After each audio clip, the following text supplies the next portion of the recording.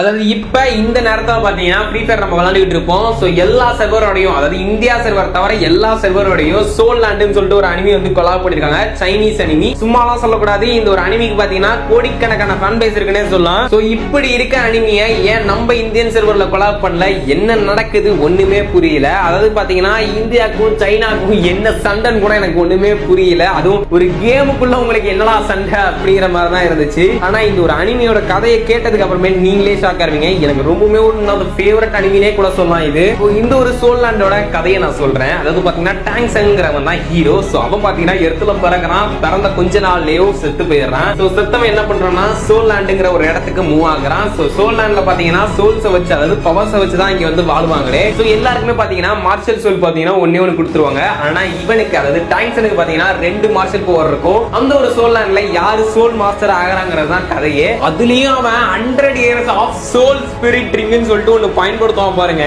அதெல்லாம் சும்மா goose bumps create பண்ணும். சும்மா ஒரு அற்புதமான கதைனே சொல்லலாம். சோ அந்த ஒரு கதையோட இவன் கொலாப் பண்ணாம விட்டது எனக்கு ரொம்ப வருத்தம் பாக்குற மாதிரி தான் இருக்கு. அப்புறம் இந்த மாதிரி ஃப்ரீ ஃபயர் வீடியோஸ் ரெகுலரா பாக்குறதுக்கு என்னை ஃபாலோ பண்ணிக்கோங்க நண்பா, ஃபாலோ பண்ணிக்கோங்க.